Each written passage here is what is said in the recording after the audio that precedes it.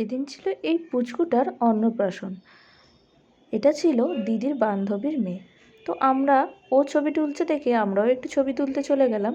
আর এখন দেখছি অনেকেই নেমন্তন্ন বাড়ির যে সমস্ত মেনু থাকে তার একটা ভিডিও করছে। তো আমিই বা কেন বাদ যাই, আমিও করে ফেললাম। প্রথমেই তো ঝুরঝুরে আলু ভাজা দিয়ে দিল, লাল শাক দিয়ে দিল, ভাত দিয়ে দিল, ডাল দিয়ে দিল, আর আলু এঁচোড়ের তরকারি। আলু এঁচোড়ের তরকারিটা না দারুণ হয়েছিল।